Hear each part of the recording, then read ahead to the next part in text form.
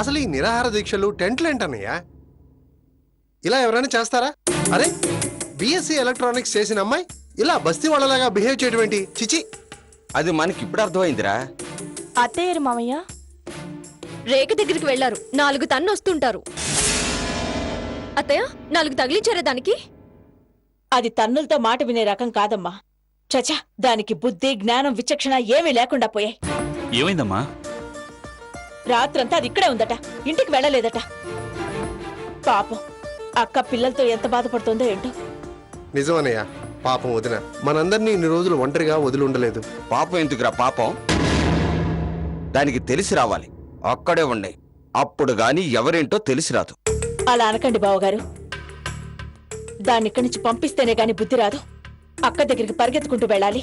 వెళుతుంది అత్తయ్య, తప్పకుండా వెళుతుంది. మేమిద్దరం దాన్ని ఎలా వెళ్ళగొడతామో మీరు చూస్తూ ఉండండి. మీరిద్దరూ ఆవిడని వెళ్ళగొట్టడం కాదు, ఆవిడ చేత తన్నులు తినకుండా వస్తే చాలు. చూస్తూ ఉండండి. దాని టెంట్ ని లేపి ఎలా బయటికి పంపిస్తాము. ఆ పని చేయండి అమ్మా. మీరేం చేస్తారో గానీ ఆ అమ్మాయి మాత్రం ఇక్కడ ఉండకూడదు. చూస్తుండండి మామయ్య. All the best. జాగ్రత్తమ్మా. దానికి అసలే శుతి మతి లేదు. ఏం పర్లేదత్తయ్య, అది మమ్మల్ని ఏమీ చేయలేదు. దాని పీడ విరగడయ్యేదాకా మేము నిద్రపోం. రాక్క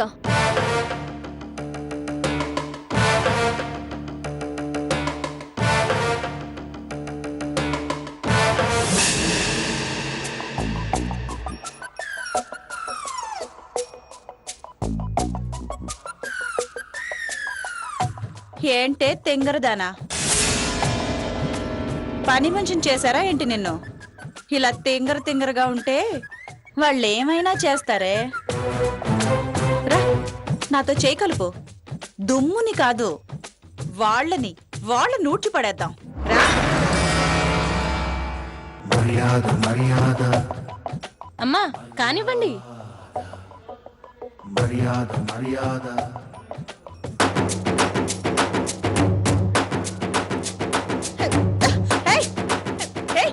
మీదకి దుమ్మొస్తుందే, ఆపవే. ఆ ఊడ్చేదేదో అడ్డెళ్ళి ఊడ్చవే. కావాలంటే నువ్వే పక్కకెళ్ళి చావు.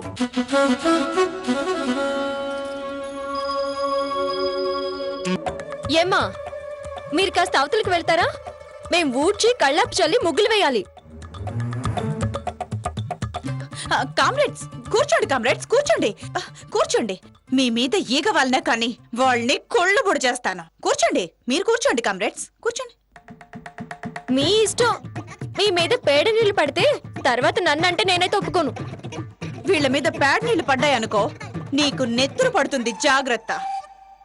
మంచిది. జల్లమ్మ తొందరగా.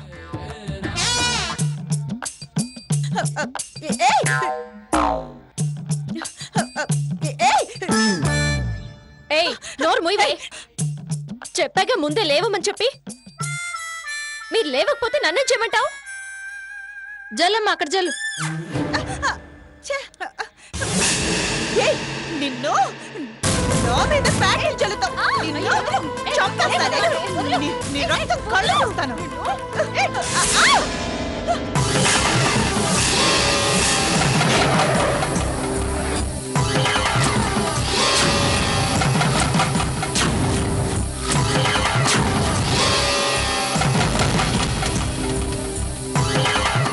నా మీదే చల్లుతావే నిన్ను. ఆగవే. నా చెయ్యి పట్టుకుంటావే నువ్వు.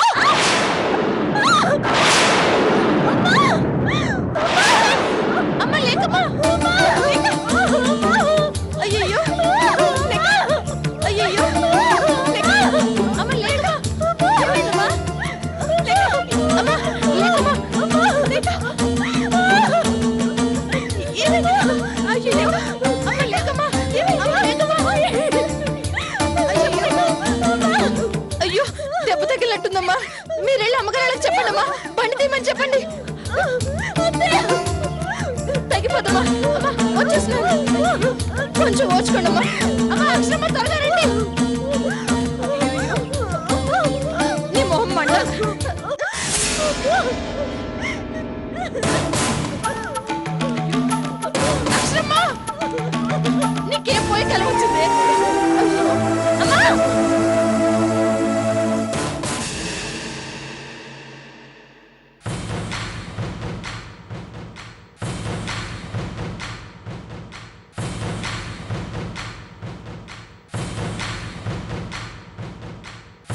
దాన్ని పంపించేయండి అని నేనేదో మాట వరుసగా అన్నానే అనుకోండి.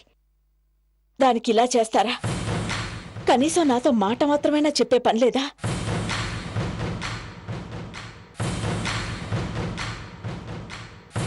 అదసలు ఇలా ఎదురు తిరుగుతుందని అనుకోలేదత్తయ్యా. ఆవిడ ఎదురు తిరగకుండా నువ్వు ఎదురు తిరుగుతావా చెప్పు? అసలు ఇలా మనం మౌనంగా ఎందుకు ఊరుకోవాలి జగదీశ్వరి? పోలీసులు కంప్లైంట్ ఇద్దాం. ఇక ఓర్చుకోవడం నా వల్ల కాదు. అరే, ప్రాణాలు తీస్తున్నా చూస్తూ ఊరుకోవాలా? దానివల్ల అన్యం పుణ్యం ఎరుగని లేఖ బలైపోయింది. అసలు అన్నయ్య నువ్వు ఊరుకో. జగదీశ్వరి, శ్రీరామ్కు ఫోన్ చేయనా? వద్దండి, పెద్ద సీరియస్ ఏం కాదు కదా. శ్రీరామ్ వస్తే పరిస్థితులన్నీ సీరియస్ అయిపోతాయి.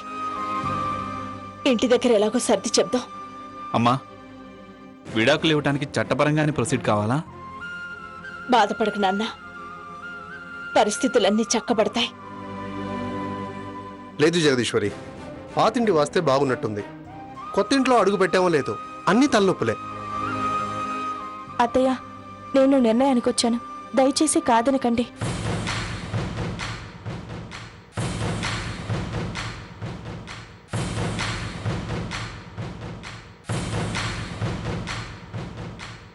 రేఖతో కలిసి మేం వేరే ఇంటికి వెళ్ళిపోతాం.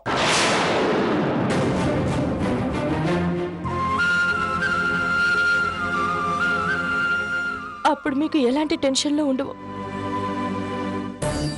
మా గురించే కదా ఈ ఇంటికి ఇన్ని తలనొప్పులు. ఇప్పుడైతే కేవలం నన్ను సేవ్ చేయడం కోసమే తనడ్డొచ్చింది. దురదృష్టవంతురాల్ని, పాపాత్మురాల్ని. అక్షర, ఊరుకోమ్మా. జగదీశ్వర్ గారా? ఊరుకో. ఏంటి డాక్టర్ గారు, తనకేం కాలేదుగా? అంతా ఓకేగా? ఏం సీరియస్ లేదుగా? ప్రాబ్లం ఏం లేదు, ఇంటికి తీసుకెళ్లొచ్చు. Thank you doctor. చూసావు కదా, లేఖకి సీరియస్ ఏం లేదట. కడుపు మీద బలంగా దెబ్బ తగలడం వల్ల, ఇదివరకే అబార్షన్ జరగడం వల్ల తన జీవితంలో తల్లయ్యే అవకాశం కోల్పోయింది.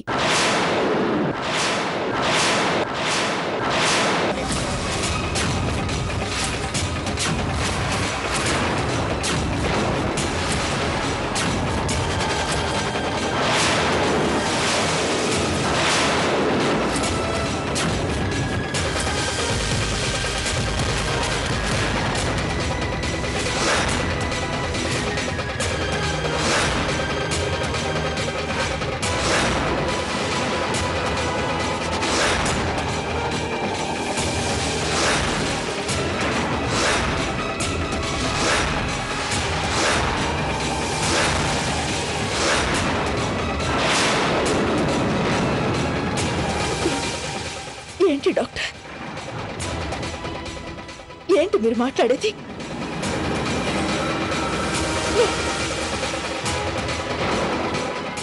నువ్వు అలా జరగడానికి వీల్లేదు. Sorry madam. తన జీవితంలో అవకాశం కోల్పోయింది.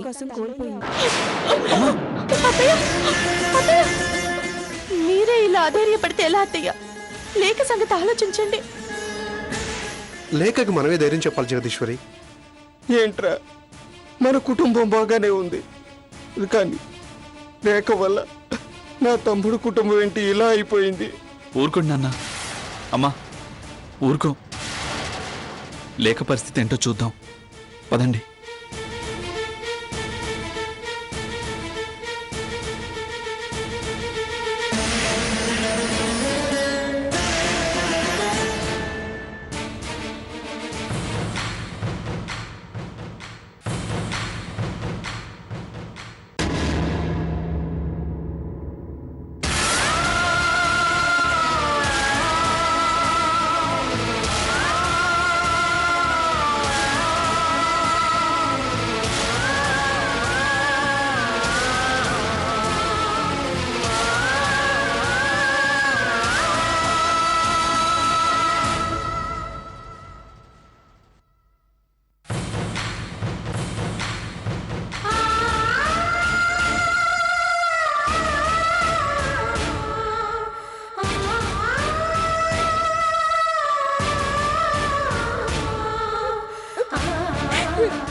సారీ అత్తయ్య, నేను దాన్ని వెళ్ళి కొట్టాలని ట్రై చేశాను. పని పూర్తవ్వకుండానే ఇలా అయింది.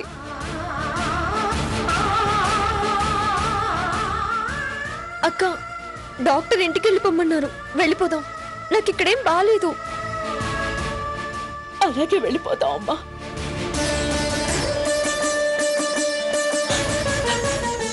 తప్పకుండా వెళ్ళిపోదాం. ఏంటత్తయ్య, మీరెందుకు ఏడుస్తున్నారు? నాకేం కాలేదు అత్తయ్య. వెళదాం పదండి.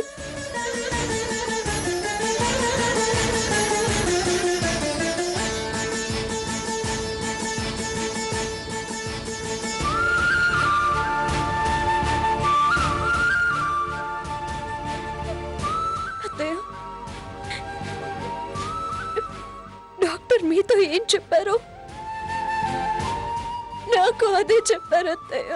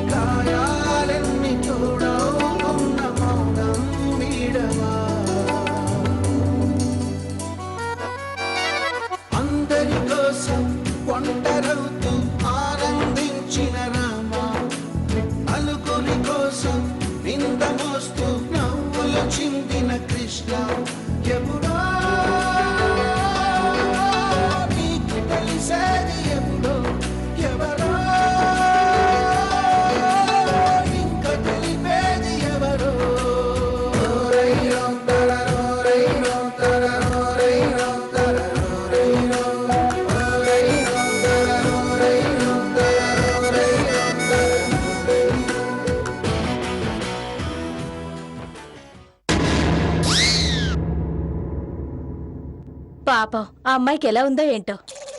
దానికే నిక్షేపంలా ఉంటుంది. అసలు మీరేంటి వాళ్ళ గురించి ఆలోచిస్తున్నారు? నా గురించి, నా సమస్యల గురించి ఆలోచించరా? అరే, నేను అన్నం నీళ్లు మానేసి ఒక లక్ష్యం గురించి పోరాడుతుంటే నాకు సపోర్ట్ చేయకుండా వాళ్ళ గురించి మాట్లాడుతున్నారేంటి మీరు? అసలు బుద్ధుందా మీకు? నేను చెప్పేది వినరా?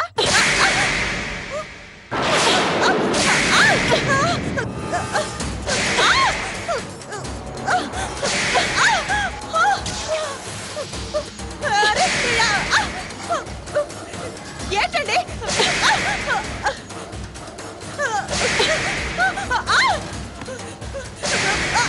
అయ్యో, ఏంటి దౌర్జన్యం? ఎందుకు కొడుతున్నారండి? చెప్పండి.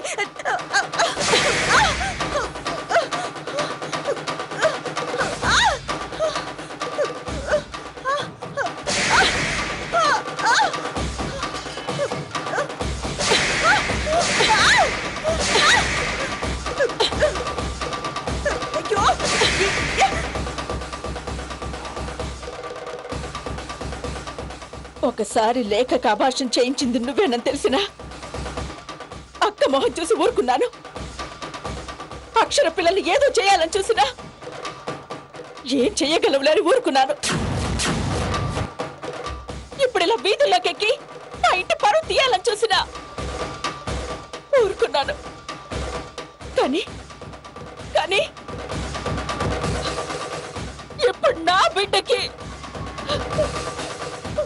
బిడ్డ లేకుండా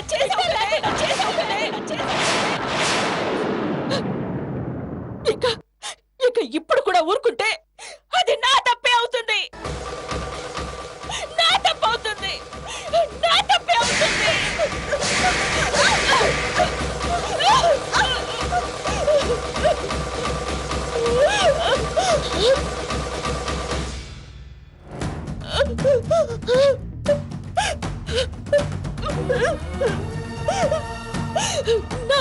నా బిడ్డకి సంతానం లేకుండా చేసావు కదే. ఇవాళ నేను ప్రాణాలతో వదలను.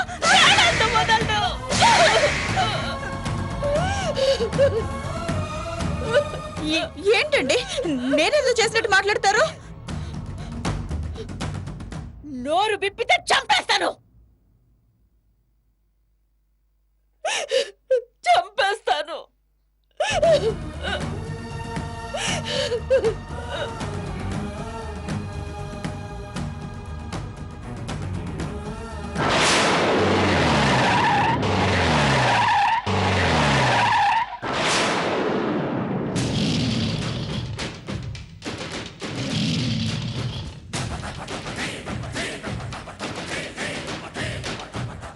అక్క అక్క అక్క అక్క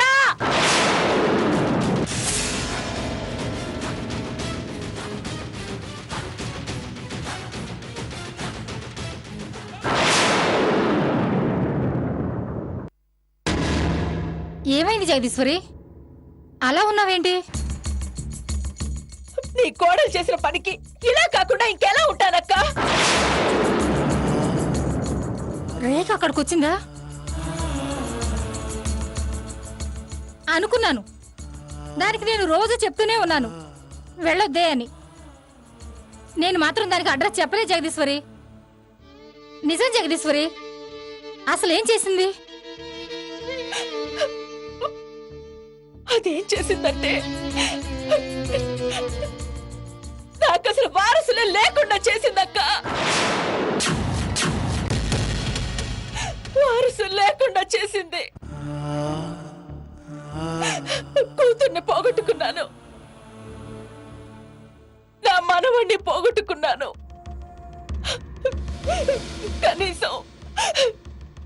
కనీసం నా కొడుకు బిడ్డను కూడా చూసుకునే అదృష్టం లేకుండా చేసిందక్క.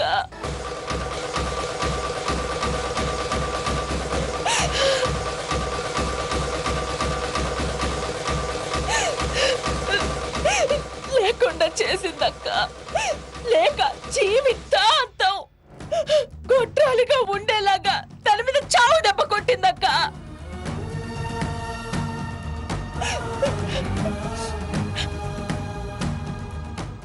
ఇక నువ్వు కాదు కదక్క, సాక్షాత్తు భగవంతుడే దిగొచ్చినా సరే ఆ రేఖని కాపాడు ఎవరి వల్ల కాదు.